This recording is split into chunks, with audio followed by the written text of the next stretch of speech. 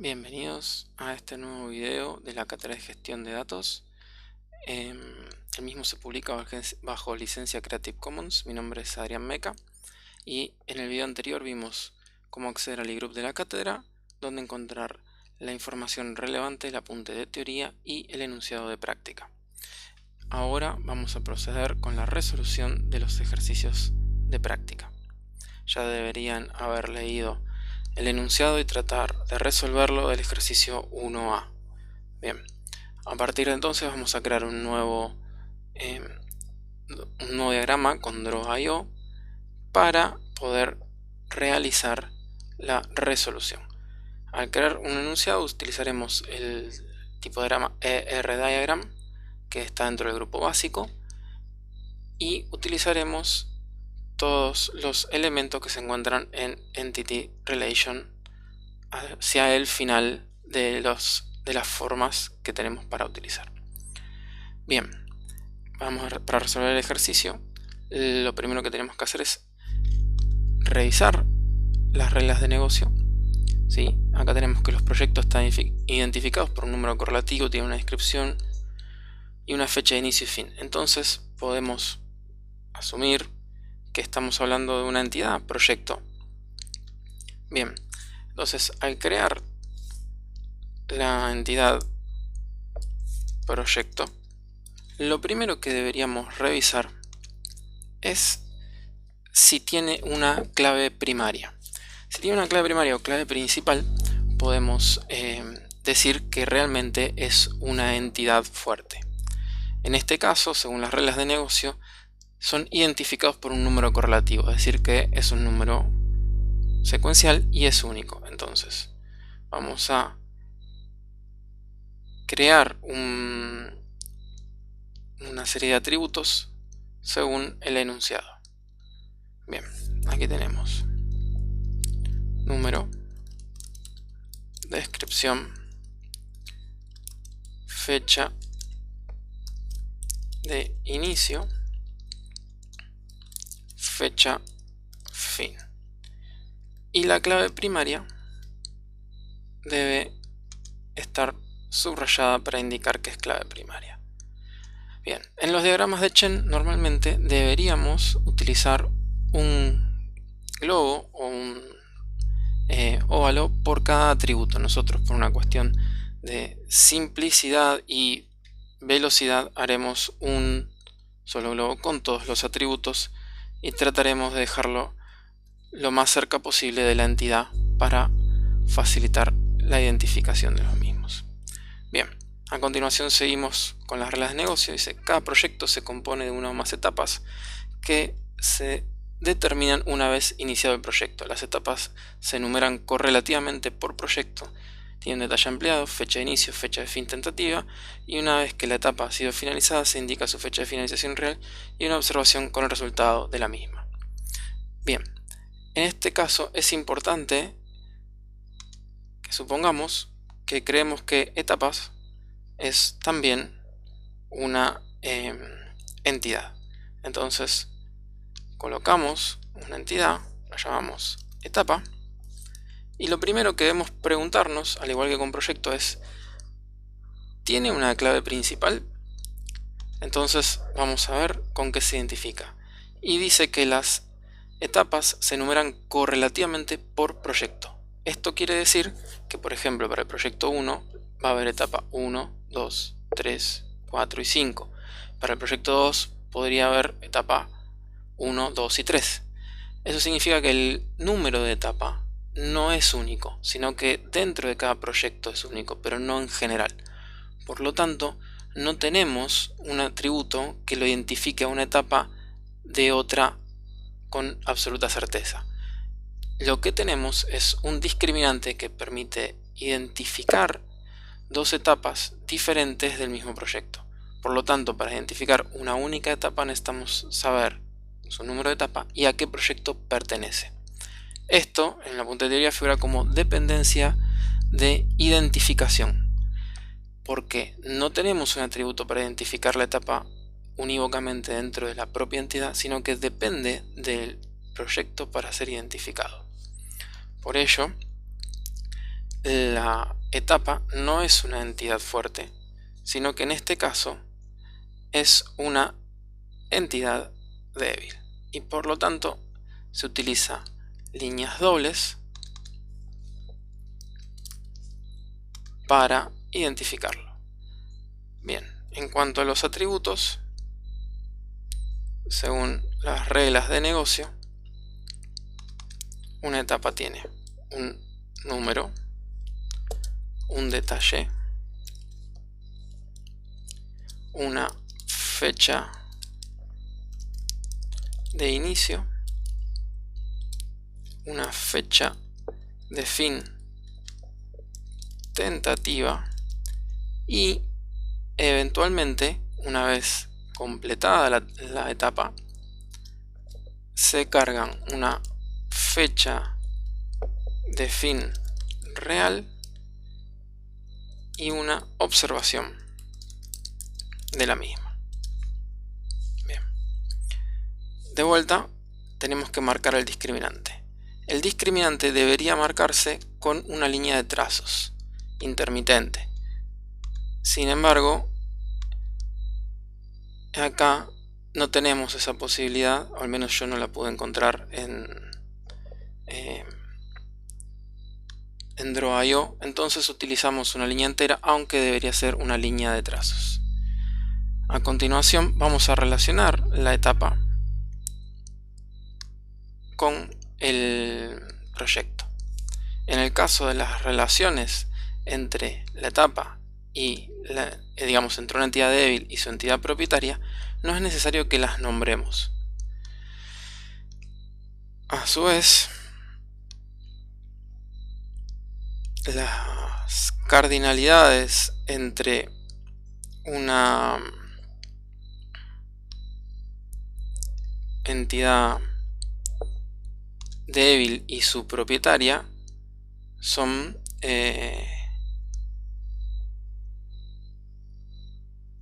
bastante establecidas, es decir, no hay muchas opciones. Las cardinalidades son de 1 a n siempre, donde el lado 1 es el de la propietaria y el lado n el de la entidad débil.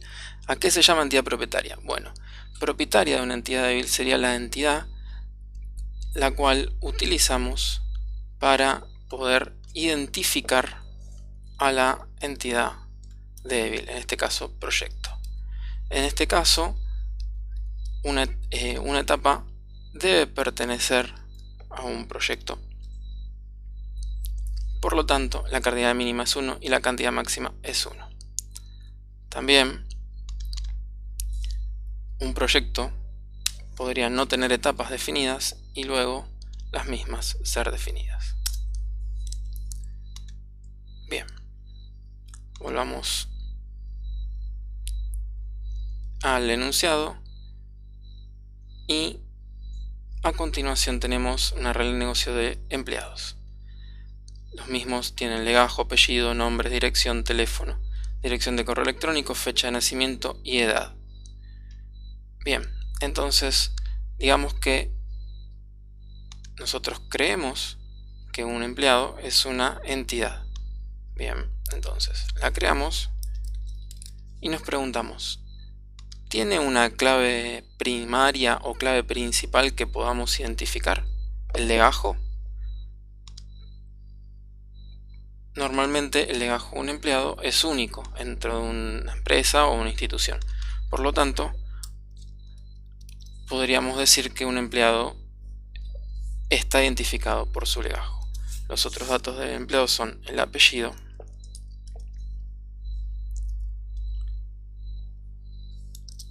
nombre o nombres según el enunciado, dirección,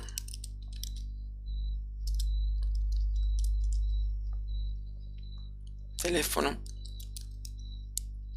email y fecha de nacimiento. Bien, algo a tener en cuenta es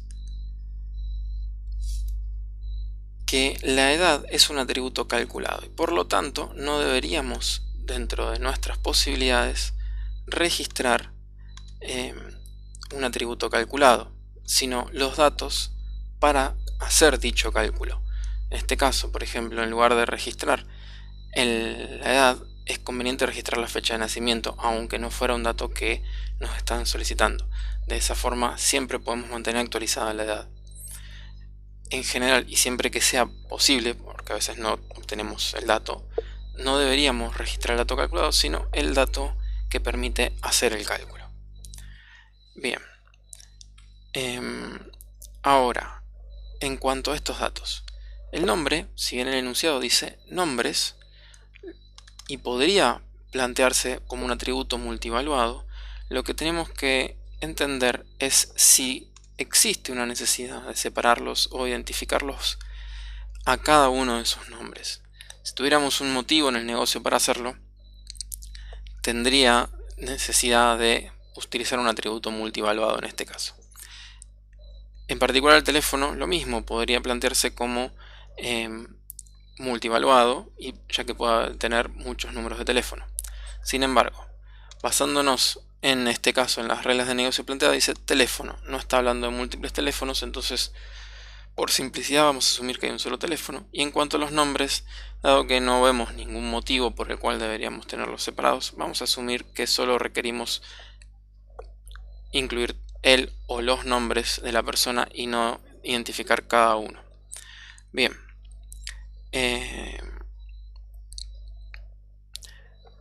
Y en cuanto a la edad, pueden simplemente no incluirla, ya que es un dato calculado, o incluirla como un atributo calculado con la correcta señalización del mismo.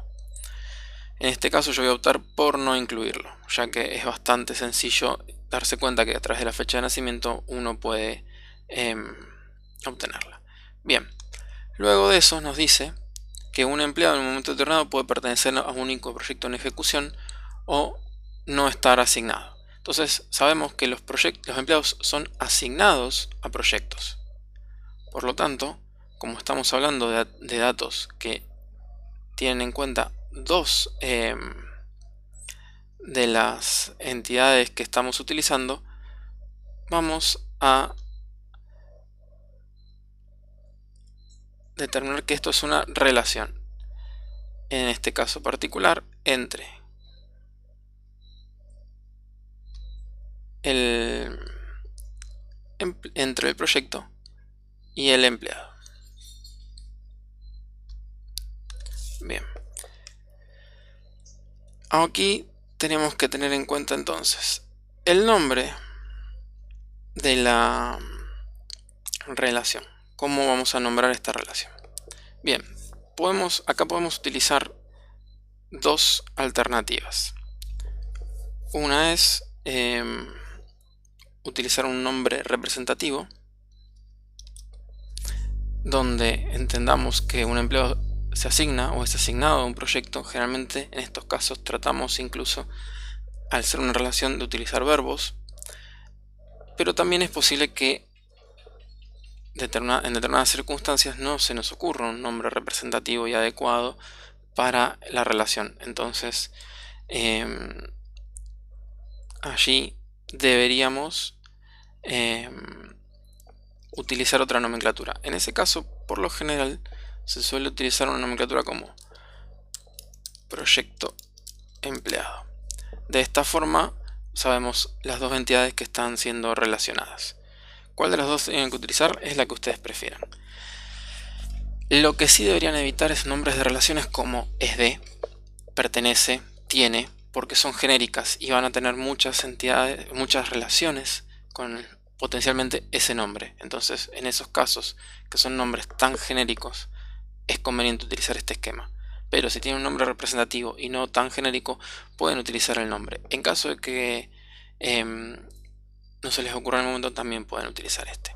Bien, una vez que tenemos la relación identificada, vemos que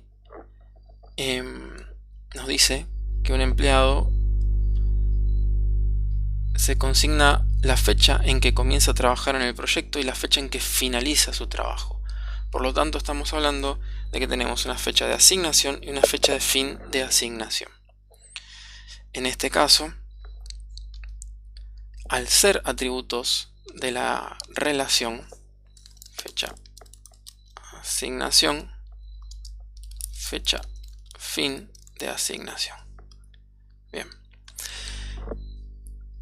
Las incluimos en la relación. Esto se debe a que antes de que un empleado sea asignado a un proyecto, estos datos no deberían existir, ni la fecha de asignación ni la de fin de asignación. Por lo tanto, lo correcto es asignar estos atributos a la relación.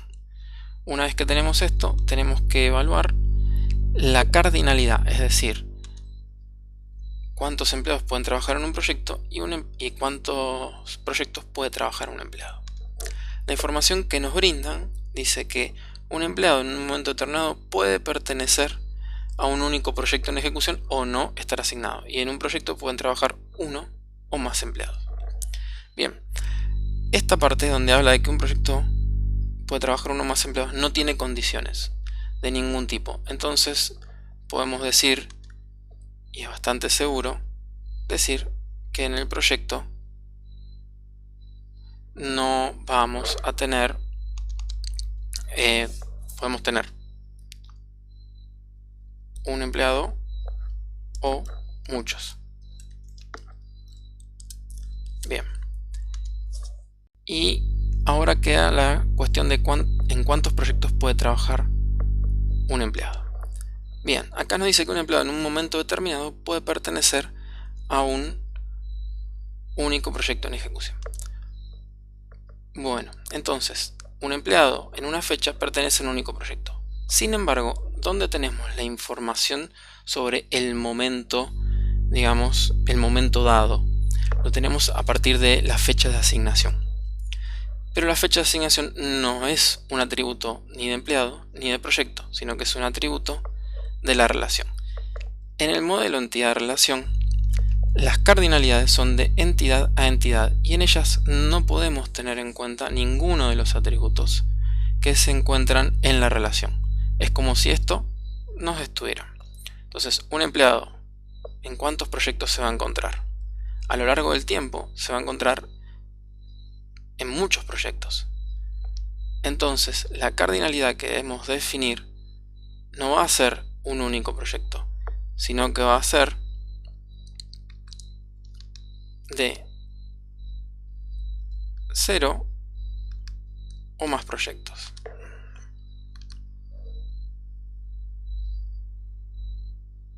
A ver, me deja.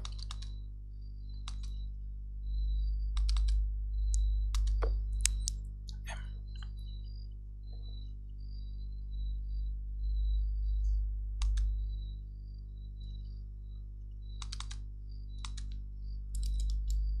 Ahí está. Entonces dijimos 0 proyectos o muchos. Bien, ¿por qué utilizamos otra letra diferente en lugar de utilizar un N para indicar muchos? Eso simplemente es para indicar que no tienen por qué coincidir las cantidades. Es decir, en un proyecto pueden trabajar 10 empleados y un empleado puede haber trabajado en 5 proyectos. Es decir, que estas cantidades no tienen por qué coincidir. Eso es lo que tratamos de representar de esa forma. Algo importante es que en una entidad tiene que haber un atributo que sea clave primaria y subrayado, o en una entidad débil un discriminante que debería ir subrayado en línea de trazos. Pero en una relación, bajo ningún concepto, debe ir un atributo clave primaria. Si tiene una clave primaria, no es una relación, es una entidad. Entonces, o pusimos un atributo en una relación que no corresponde, o la relación que identificamos es en realidad una entidad. Bien. Algunas aclaraciones sobre las resoluciones. Primero, el tema de cardinalidades. Hay cardinalidades explícitas e implícitas.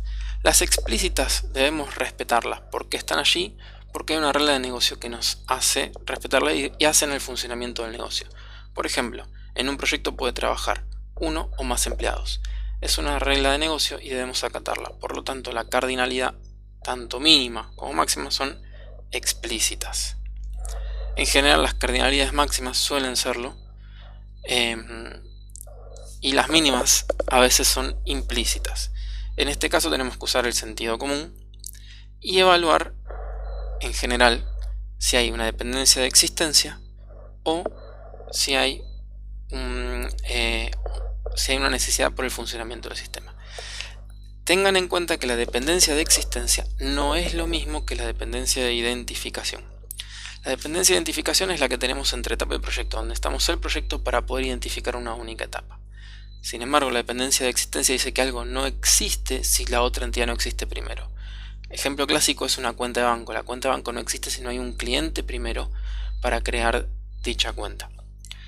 Pero la cuenta tiene un número que lo identifica, que es única, que es el número de cuenta o es el CBU.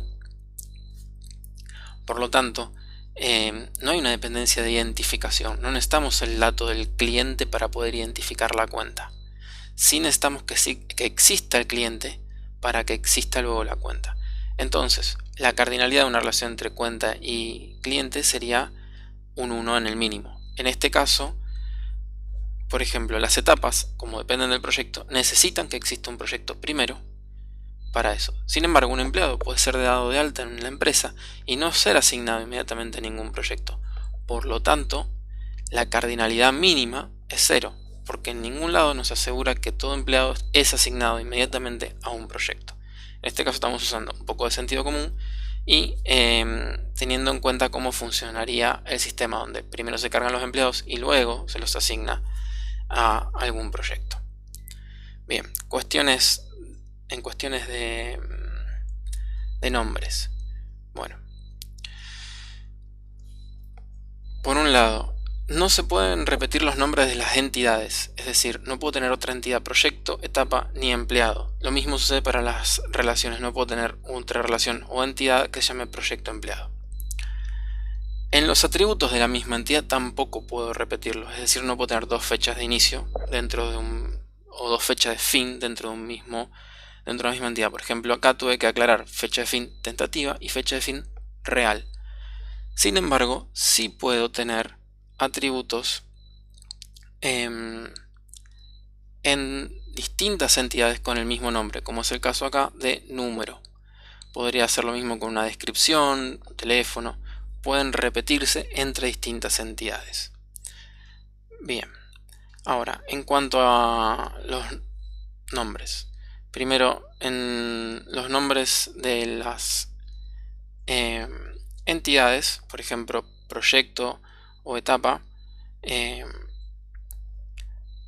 tenemos el uso de mayúsculas o minúsculas y el uso de plural o singular.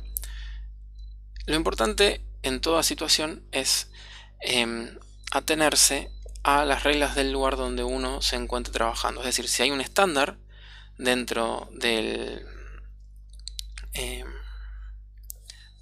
negocio donde uno se encuentra, debe atenerse a ese estándar.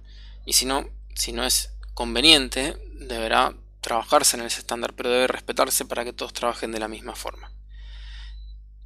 Y en caso de no haberlos, sí es importante seguir un lineamiento dentro de un mismo modelo. Es decir, si no hay un estándar que me obligue a realizar algo, sí debo definir yo una condición y mantenerla coherentemente a través de todo el proyecto.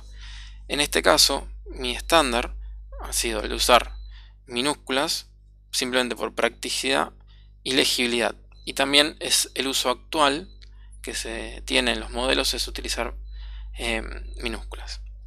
En el caso de el singular versus el plural, en mi caso yo utilicé la convención de que nombro según qué es o qué datos contiene cada una de las entidades del conjunto de entidades proyecto. Es decir, esto en realidad no es una entidad proyecto, sino un conjunto de entidades proyecto. Por lo tanto, yo opté nombrarlo en singular para representar que cada entidad es un único proyecto. Si en vez de tener información de una etapa, por ejemplo, la entidad tuviera información de todas las etapas del proyecto, yo lo llamaría etapas del proyecto. Bien. Esa ha sido la convención por la que yo opté. Pueden optar por una convención diferente, lo importante es que sin entrar en discusión de cuál es mejor o peor o cuál es más conveniente o no, utilicen la misma dentro de toda la resolución. Luego, en cuanto a los nombres de los atributos, acá en lugar de número van a encontrar muchas situaciones donde alguien puede utilizar número o número-proyecto, o van a encontrar gente que utiliza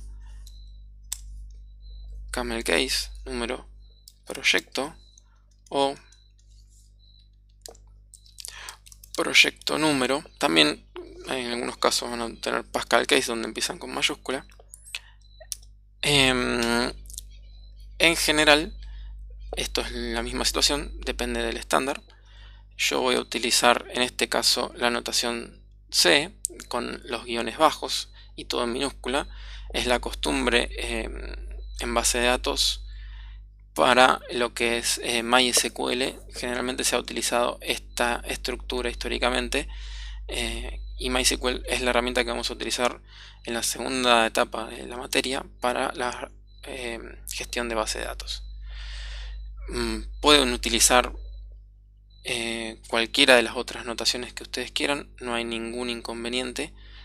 Como les dije, lo importante es que la mantengan a lo largo de toda la resolución.